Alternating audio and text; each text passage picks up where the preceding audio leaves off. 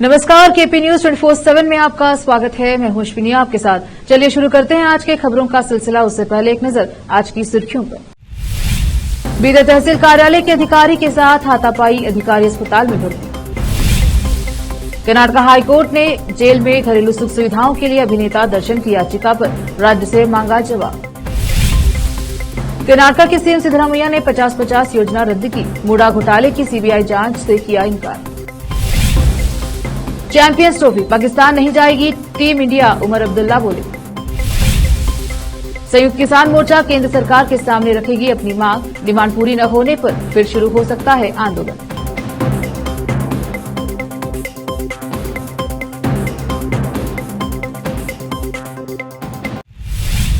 समाचारों का सिलसिला शुरू करते हुए देखते हैं समाचार विस्तार से। बीदर शहर के तहसील कार्यालय में हाथापाई का मामला सामने आया है। प्राप्त सूत्रों के अनुसार बताया जा रहा है कि तहसील कार्यालय में रिश्तेदार के रूप में नियुक्त अनिल कुमार को एक युवक ने काम में देरी होने पर हाथापाई की, जिससे अनिल गंभीर रूप से घायल होने से जिला सरकारी अस्पताल में भर्ती करा के उपचार किया जा रहा है। इस घटना की सूचना मिलते ही बीदर के डीवाईएसपी शिवन गौड़ सहित अन्य पुलिस अधिकारी मौके पर पहुंचकर कार्यवाही करते हुए जांच पड़ताल शुरू की।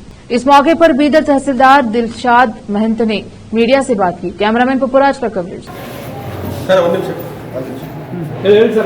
ತಹಸೀಲ್ದಾರ್ ಕಚೇರಿಯ ಆಹಾರ ಶಾಖೆಯಲ್ಲಿ ಸೆರೆಸುದಾರಾಗಿ ಕೆಲಸ ಮಾಡತಕ್ಕಂತಹ ಸುನೀಲ್ ಕುಮಾರ್ ವ್ಯಾಸ್ ಹಲ್ಲೆಯಾಗಿದೆ.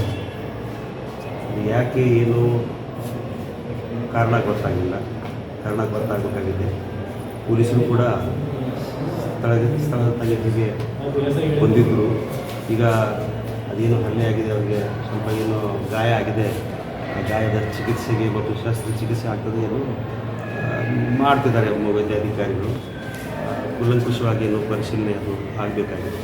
ಪರಿಶೀಲನೆ ಆದಂತಂದರೆ ಏನು ಕಾರಣ ಅನ್ನೋದು ಪೂರ್ತಿಯಾಗಿ ಗೊತ್ತಿಲ್ಲ. ಸರ್, ಏನು ಸರ್ ಆಹಾರ ಇಲಾಖೆ ಇದೆ ಸರ್, ಅದೇ ರೇಷನ್ ಕಾರ್ಡ್ ಸಂಬಂಧಪಟ್ಟ ವೈಯಕ್ತಿಕ ವಿಚಾರ ಸಂಬಂಧಪಟ್ಟಂಗೆ ಏನು ಸರ್ ನೋಡಿದ್ರೆ ಅದು ವಿಷಯನೇ ಗೊತ್ತಿಲ್ಲ, ಯಾರು ಏನು ಎಂತ ಅಂತ ಹೇಳಿ ಅದು ತನಿಖೆ ಆದ್ಮೇಲೆ ಗೊತ್ತಾಗ್ತದೆ.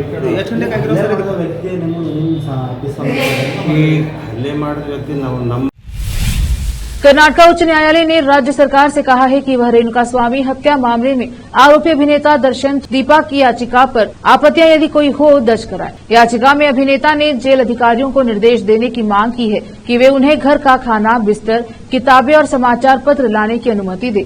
न्यायमूर्ति SR कृष्णा कुमार ने मामले की सुनवाई 18 जुलाई तक स्थगित कर दी है और याचिकाकर्ता के वकील तथा विशेष सरकारी अभियोजक से यह जांच करने को कहा है कि क्या जेल नियम इस तरह के अनुरोध की अनुमति देते हैं। याचिकाकर्ता की याचिका के समर्थन में कोई नियम है या नहीं, और क्या आरोपी सत्र न्यायालय के बजाय सीधे उच्च न्यायालय में ऐसी याचिका दायर कर सकता है। इससे पहले विशेष सरकारी वकील ने दलील दी है कि हत्या जैसे जघन्य अपराध में शामिल अभियुक्तों को घर से कपड़े और बिस्तर नहीं मिलते। उन्होंने दलील दी कि घर के खाने के लिए उन्हें पहले जेल के पुलिस महानिरीक्षक के समक्ष अपना पक्ष रखना होगा, और अगर इस पर विचार नहीं किया जाता है तो उन्हें सत्र न्यायालय का रुख करना होगा। दर्शन ने कहा था कि उसका वजन कम हो गया था तथा उसे भोजन विषाक्तता और दस्त की समस्या हो गई, क्योंकि वह परप्पन अग्रहार केंद्रीय कारागार में परोसे गए भोजन को पचा नहीं पाया था। मुख्यमंत्री सिद्धरामैया ने मैसूर शहरी विकास प्राधिकरण मूडा में 50-50 भूमि आवंटन घोटाले की सीबीआई जांच की भाजपा की मांग को खारिज करते हुए कहा कि सरकार ने अनियमितताओं की जांच करने और रिपोर्ट सौंपने के लिए 2 IAS अधिकारियों को नियुक्त किया है। उन्होंने दावा किया कि राज्य के अधिकारी जांच करने में सक्षम हैं। उन्होंने कहा कि सरकार घोटाले में शामिल लोगों के खिलाफ सख्त कार्यवाही करेगा। जब पत्रकारों ने उनसे मूडा घोटाले के बारे में पूछा तो सिद्धरामैया अपना आपा खो बैठे। उन्होंने पलटवार करते हुए कहा कि आपको कितनी बार बताना है कि क्या उन्होंने जिला प्रभारी मंत्री HC महादेवप्पा ने स्पष्ट नहीं किया है क्या? आप लोग एक ही बात बार बार पूछ रहे हैं। उन्होंने कहा कि सरकार ने मूडा में 50-50 भूमि आवंटन योजना पर रोक लगा दी है और प्राधिकरण के अधिकारियों द्वारा लिए गए निर्णयों को स्थगित कर दिया है। उन्होंने कहा कि भाजपा उनकी पत्नी पार्वती को भूमि के अवैध आवंटन का राजनीतिकरण कर रही है। उन्होंने पूछा, हमने न तो विजयनगर में जमीन मांगी थी और न ही आवेदन दिया था। मूडा जिसने अवैध रूप से जमीन अधिग्रहित की थी, वे अपनी गलती स्वीकार की और मेरी पत्नी को वैकल्पिक जमीन दी। अगर आपकी जमीन अधिग्रहित की जाती है तो क्या आप मुआवजा नहीं मांगेंगे? उद्योग एवं अवसंरचना विकास मंत्री एमबी पाटिल ने कहा है कि बेंगलुरु के लिए दूसरा अंतर्राष्ट्रीय हवाई अड्डा निश्चित है और इस संबंध में प्रारंभिक चर्चा चल रही है। उन्होंने कहा कि बेंगलुरु एक वैश्विक शहर है जिसे सालाना 100 मिलियन यात्रियों को संभालने की क्षमता वाले एक और अंतर्राष्ट्रीय हवाई अड्डे की आवश्यकता है। मंत्री ने कहा कि BIAL के साथ विशिष्टता खंड जो KIA से 150 किलोमीटर के दायरे में एक और हवाई अड्डा बनाने पर प्रतिबंध लगाता है 2033 में समाप्त हो रहा है। अगर हम अभी प्रक्रिया शुरू करते हैं तो तब तक बेंगलुरु में दूसरा हवाई अड्डा तैयार हो सकता है। मुंबई और दिल्ली जैसे शहरों में 35-40 किलोमीटर की दूरी पर दूसरे हवाई अड्डे हैं। विकास को सुविधाजनक बनाने और बेंगलुरु के रहने की सुविधा में सुधार करने के लिए जल्द ही निर्णय लिया जाएगा। पाटिल ने कहा कि दूसरे हवाई अड्डे के लिए करीब 5000 एकड़ जमीन की जरूरत है। एक उच्च स्तरीय समिति कई कारकों को ध्यान में रखते हुए निर्णय लेगी। सरकार अब कानकपुरा रोड और मैसूर रोड के पास मगदी, डोडबलापुरा, डबासपेट और तुमकुर में परियोजना के लिए जमीन की पहचान कर सकती है। रोकते हैं समाचारों का सिलसिला, लेते हैं छोटा सा ब्रेक।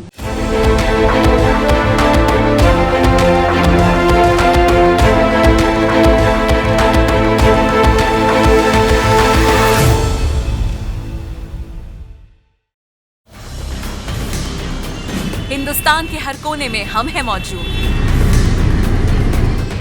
24 घंटे हालात पर गहरी नजर,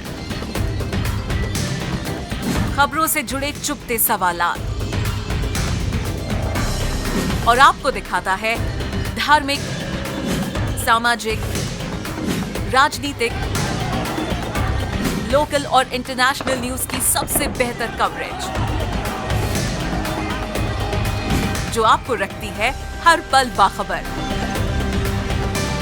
देश और दुनिया भर की खबर के लिए देखते रहें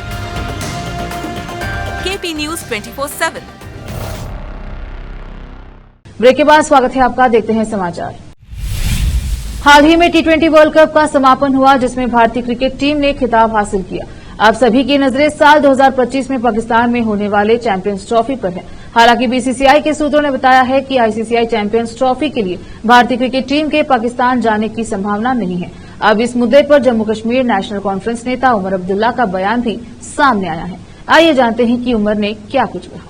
जम्मू कश्मीर नेशनल कॉन्फ्रेंस के नेता उमर अब्दुल्ला ने ICC चैंपियंस ट्रॉफी के लिए भारतीय टीम के पाकिस्तान न जाने की संभावनाओं पर कहा है कि यह कौन सी नई बात है। काफी सालों से दोनों देशों ने द्विपक्षीय श्रृंखला नहीं खेली है। टूर्नामेंट के लिए न जाना BCCI का अपना फैसला है। उमर अब्दुल्ला ने कहा कि मैंने हमेशा कहा है कि दोनों देशों में बेहतर रिश्ते कायम करना सिर्फ हमारे देश की जिम्मेदारी नहीं है। अगर बेहतर रिश्ते बनाने हैं तो इसमें पाकिस्तान की भी जिम्मेदारी बनती है। इस तरह के हमले जो हो रहे हैं वह नहीं होने चाहिए। जिस तरह का माहौल है वह नहीं होना चाहिए। पाकिस्तान को भी इसमें अपनी भूमिका निभानी होगी जिससे दोनों देशों के रिश्ते बेहतर हों। किसान अपनी मांगों को लेकर अभी भी सरकार के सामने डटकर खड़े हैं। साल 2020 में जो आंदोलन शुरू हुआ और एक साल से अधिक समय तक दिल्ली के बॉर्डरों पर चला वो एक बार फिर से शुरू हो सकता है। दरअसल संयुक्त किसान मोर्चा ने अपनी एक जनरल बॉडी मीटिंग में आंदोलन से जुड़ा एक फैसला लिया है। मीटिंग में कई राज्यों के किसान शामिल हुए और उस मीटिंग में आंदोलन और किसानों की मांग को लेकर कुछ फैसले लिए गए। आइए आपको विस्तार से बताते हैं कि किसानों की मांग और आंदोलन को लेकर संयुक्त किसान मोर्चा ने क्या कुछ कहा। 10 जुलाई को संयुक्त किसान मोर्चा ने अपनी एक जनरल बॉडी मीटिंग बुलाई जिसमें 17 राज्यों के किसान शामिल हुए। इस मीटिंग में किसानों की मांग को लेकर चर्चा हुई और यह फैसला लिया गया है कि 16 से 18 जुलाई तक प्रधानमंत्री, विपक्ष के नेता और सभी सांसदों को किसानों की मांग का एक मेमोरेंडम सौंपा जाएगा। इस मेमोरेंडम में MSP कानून, कर्ज माफी, फसल की बीमा, किसानों के पेंशन, बिजली के निजीकरण को बंद करने के साथ ही सिंधु और टिकरी बॉर्डर पर शहीद किसानों का स्मारक बनाने की मांग रखी जाएगी। इतना ही नहीं, किसानों की एक मांग यह भी है कि भारत पाकिस्तान रोड ट्रेड को फिर से खोला जाए। किसान नेता हनन मुल्ला ने कहा है कि मोदी सरकार ने हमारी सभी मांगे नहीं मानी थी। आंदोलन के दौरान जब हमारी उनसे बातचीत हुई तब उन्होंने हमारी मांगों को मानने की बात कही थी, मगर अब तक उन्हें पूरा नहीं किया गया है। उन्होंने आगे कहा कि हमने बहुत पत्र भी लिखे लेकिन सरकार की तरफ से कोई जवाब नहीं आया। अब हम अगले 2 महीने में संयुक्त किसान मोर्चा को और मजबूत करेंगे और अगर हमारी मांगों को पूरा नहीं किया गया तो पूरे देश में आंदोलन करने की योजना है। सुप्रीम कोर्ट ने बुधवार को कहा है कि मुस्लिम महिला दंड प्रक्रिया संहिता CRPC की धारा 125 के तहत अपने पति से भरण पोषण की मांग कर सकती है। शीर्ष अदालत ने यह भी कहा है कि धर्म तटस्थ प्रावधान सभी विवाहित महिलाओं पर लागू होता है, चाहे उनका धर्म कुछ भी हो। जस्टिस BV नागरत्ना और जस्टिस अगस्टिन जॉर्ज मसीहा की बेंच ने एक अलग लेकिन सहमति वाले फैसले में कहा, सीआरपीसी की धारा 125 मुस्लिम विवाहित महिलाओं सहित सभी विवाहित महिलाओं पर लागू होती है। बीसीआरपीसी की धारा 125 सभी गैर मुस्लिम तलाकशुदा महिलाओं पर लागू होती है। लेकिन सवाल यह है कि अब तो सीआरपीसी की जगह देश में बीएनएसएस लागू हो गया है। ऐसे में महिलाएं गुजारे भत्ते की मांग कैसे करेंगी? सीआरपीसी यानी दंड प्रक्रिया संहिता की धारा 125 में गुजारा भत्ता का जिक्र था। हालांकि अब ये कानून खत्म हो गया है। अब सीआरपीसी की जगह भारतीय नागरिक सुरक्षा संहिता यानी बीएनएसएस ने ले लिया है, जिसकी धारा 144 में भरण पोषण का प्रावधान है।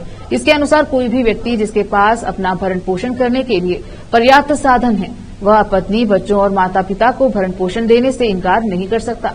बीएनएसएस के अलग अलग खंडों में अलग अलग स्थितियों में भरण पोषण की शर्तों का जिक्र किया गया है। बता दें कि भरण पोषण के दायरे में पति पत्नी के अलावा माता पिता और बच्चों, नाजायज बच्चों समेत तक शामिल हैं। पहाड़ों के बीच सेब की होने वाली खेती अब तराई के किसानों के लिए वरदान बन सकती है। गोरखपुर के बेलीपार स्थित कृषि विज्ञान केंद्र केवीके ने इसकी तैयारी शुरू कर दी है। बता दें कि लगभग 3 साल पहले गोरखपुर के बेलीपार स्थित कृषि विकास केंद्र ने इसका अनूठा प्रयोग किया था। साल 2021 में संस्थान ने हिमाचल प्रदेश से सेब की कुछ प्रजातियां मंगाई गई थी और खेतों में लगाने के बाद 2023 में इनमें से फल आ गए थे। इस सफल प्रयोग ने किसानों को अपनी ओर आकर्षित किया और एक किसान ने इसकी खेती अपने दम पर शुरू कर दी। संस्थान की सफलता से प्रेरित होकर गोरखपुर के पिपराइस के उनौला गांव के किसान धर्मेंद्र सिंह ने सेबों की खेती का रिस्क लिया। उन्होंने साल 2022 में हिमाचल से सेब के 50 पौधे मांगा खेती शुरू की और अब उनके पौधों में फल भी आ चुके हैं। सेब उत्पादन में मिली सफलता के बाद अब किसान इसकी खेती का दायरा बढ़ाने की तैयारी में है। कुछ किसानों से बातचीत चल रही है और इस साल 1 एकड़ में सेब के बाग लगाने के साथ इसकी शुरुआत करने की तैयारी है। बता दें कि अगर यह प्रयोग आगे की सफल रहता है तो पूर्वांचल के किसानों पर भी पैसों की बारिश हो सकती है। मानसून की बारिश ने देश के कई इलाकों में तबाही मचाकर रख दी है। एक तरफ जहां यूपी और असम के कई इलाके बाढ़ की चपेट में हैं, वहीं दूसरी ओर मुंबई की हालात भी बारिश की वजह से खस्ता हैं। इसी बीच दिल्ली से खबर आ रही है कि मुनक्ष नहर का बैरेज टूटने से जेजे कॉलोनी जलमग्न हो गई है। बता दें कि दिल्ली में भी पिछले कुछ दिनों से रुक रुक कर बारिश हो रही है और यमुना का जलस्तर बढ़ा हुआ है। सामने आए वीडियोज में दिख रहा है कि काफी बड़े इलाके में पानी भरा हुआ है। वीडियो में दिख रहा है कि उत्तरी दिल्ली की मुनक नहर का बैरेज टूटने से बवानी की जेजे कॉलोनी जलमग्न हो गई और पानी रिहायशी इलाकों में घुस गया। लोग घुटनों तक और इससे भी ज्यादा पानी में आते जाते नजर आ रहे हैं। बता दें कि मौसम विभाग ने दिन में शहर की हल्की बारिश होने का पूर्वानुमान जारी किया था। दिल्ली में सुबह 8:30 बजे आर्द्रता का स्तर 91% रहा। शहर में बुधवार सुबह 8:30 बजे से गुरुवार सुबह 8:30 बजे तक 24 घंटों में 15 मिलीमीटर बारिश दर्ज की गई। शहर में गुरुवार को अधिकतम तापमान 36 डिग्री सेल्सियस के आसपास रहने का अनुमान है। बिहार के मुख्यमंत्री नीतीश कुमार ने एक कार्यक्रम में इंजीनियर के हाथ जोड़ने और पैर छूने की कोशिश किए जाने पर विपक्ष के नेता तेजस्वी यादव ने जोरदार निशाना साधा है। आरजेडी नेता तेजस्वी यादव ने कहा है कि पूरे विश्व में इतना असहाय, अशक्त, अमान्य, अक्षम, विवश, बेबस, लाचार और मजबूर कोई मुख्यमंत्री नहीं होगा जो बीडीओ, एसडीओ, थानेदार से लेकर वरीय अधिकारियों को और यहां तक कि संवेदक के निजी कर्मचारी के सामने बात बात पर हाथ जोड़ने और पैर पड़ने की बात करता हो। उन्होंने कहा कि बिहार में बढ़ते अपराध, बेलगाम भ्रष्टाचार, पलायन एवं प्रशासनिक अराजकता का मुख्य कारण यह है कि एक कर्मचारी तक अधिकारी तो छोड़िए मुख्यमंत्री की क्यों नहीं सुनता और क्यों नहीं आदेशों का पालन करता। यह विचारणीय विषय है। हालांकि इसमें कर्मचारी और अधिकारियों का अधिक दोष भी नहीं है। एक कमजोर, बेबस मुख्यमंत्री के कारण बिहार में होना वही है जो चंद सेवारत और सेवानिवृत्त अधिकारियों ने ठाना है, क्योंकि अधिकारी भी जानते हैं कि ये 43 सीट वाली तीसरे नंबर की पार्टी के मुख्यमंत्री हैं। तेजस्वी ने कहा कि जब शासन में इकबाल खत्म हो जाए और शासक में आत्मविश्वास न रहे, तब उसे सिद्धांत, जमीर और विचार किनारे रखकर ऊपर से लेकर नीचे तक बात बात पर ऐसे ही पैर पड़ना पड़ता है। हमें कुर्सी की नहीं बल्कि बिहार और 14 करोड़ बिहार वासियों के वर्तमान और भविष्य की चिंता है। वक्त एक और छोटे से ब्रेक का, जल्द लौटेंगे ब्रेक के बाद।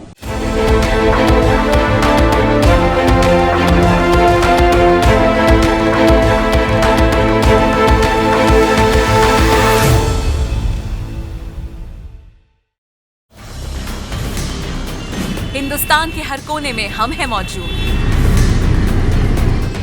24 घंटे हालात पर गहरी नजर, खबरों से जुड़े चुपते सवालात और आपको दिखाता है धार्मिक, सामाजिक, राजनीतिक, लोकल और इंटरनेशनल न्यूज की सबसे बेहतर कवरेज, जो आपको रखती है हर पल बाखबर। देश और दुनिया भर की खबर के लिए देखते रहें केपी न्यूज 24/7। ब्रेक के बाद स्वागत है आपका। देखते हैं समाचार अंतर्राष्ट्रीय। रूस और यूक्रेन के बीच जंग जारी है। हाल ही के दिनों में रूस की ओर से यूक्रेन पर हमले तेज कर दिए गए। इस सप्ताह की शुरुआत में रूस ने यूक्रेन के एक अस्पताल पर मिसाइल अटैक किया। यूक्रेन में यह बच्चों के सबसे बड़े अस्पताल में एक था और यहाँ पर कैंसर की बीमारी से पीड़ित बच्चों का इलाज किया जाता था। लेकिन रूस की ओर से किए गए घातक हमले के बाद हालात बेहद बुरे हो गए हैं और कैंसर से जूझ रहे कई बाल मरीजों को वहां से निकालना पड़ा। ऐसे में कीव के राष्ट्रीय कैंसर संस्थान पर दबाव बढ़ गया है। यूक्रेन की राजधानी कीव में रूस की भारी बमबारी के कारण उखमदित चिल्ड्रंस अस्पताल बुरी तरह से तबाह हो चुका है, जिससे पहले से ही जानलेवा बीमारियों से जूझ रहे बच्चों पर गंभीर असर पड़ा है। बच्चों के परिजन डरे हुए हैं। अब कुछ परिवारों के सामने संकट खड़ा हो गया है कि वो अपने बच्चे का इलाज कहां कराएं। ऐसे में हालात बद से बदतर होते नजर आ रहे हैं। अमेरिकी राष्ट्रपति जो बाइडेन ने रूस यूक्रेन युद्ध के बीच एक बड़ा बयान देकर पूरी दुनिया में खलबली मचा दी है। राष्ट्रपति जो बाइडेन ने रूस के तेजी से रक्षा उत्पादन बढ़ाने के मद्देनजर उत्तरी अटलांटिक संधि संगठन नाटो के सदस्य देशों से बुधवार को अपने औद्योगिक आधार को भी मजबूत करने का आह्वान किया। बाइडेन ने वाशिंगटन में नाटो शिखर सम्मेलन के एक सत्र के दौरान कहा कि नाटो देशों ने 2 साल पहले अपनी प्रतिरोधक क्षमता और रक्षा प्रणाली को आधुनिक बनाने का फैसला किया था। उन्होंने कहा कि आज हमें खुद से यह सवाल करना होगा कि आगे क्या, हम अपनी ढाल को कैसे मजबूत बना सकते हैं। ऐसे में पुतिन को यूक्रेन से जंग लड़ना अब घाटे का सौदा साबित होने लगा है। इतने बड़े और ताकतवर देश को यूक्रेन से इतना लंबा युद्ध लड़ने में अब दिलचस्पी नहीं रही। लिहाजा रूस अब इस जंग को खत्म करना चाहता है, मगर यूक्रेन को पश्चिमी देशों की मदद मिलते रहने से रूस को अब इसके लिए कोई बड़ा कदम उठाना पड़ सकता है, जिसका संकेत भी उसने कई बार दिया है। क्या अमेरिका अब नाटो देशों को रूस के इसी खतरे से निपटने के लिए तैयार रहने को कह रहा है? फिर से एक नजर आज की सुर्खियों पर। बीदर तहसील कार्यालय के अधिकारी के साथ हाथापाई, अधिकारी अस्पताल में भर्ती। कर्नाटक हाईकोर्ट ने जेल में घरेलू सुख सुविधाओं के लिए अभिनेता दर्शन की याचिका पर राज्य से मांगा जवाब। कर्नाटक के सीएम सिद्धरामैया ने 50-50 योजना रद्द की। मुडा घोटाले की सीबीआई जांच से किया इनकार। चैंपियंस ट्रॉफी पाकिस्तान नहीं जाएगी टीम इंडिया, उमर अब्दुल्ला बोले। संयुक्त किसान मोर्चा केंद्र सरकार के सामने रखेगी अपनी मांग, डिमांड पूरी न होने पर फिर शुरू हो सकता है आंदोलन।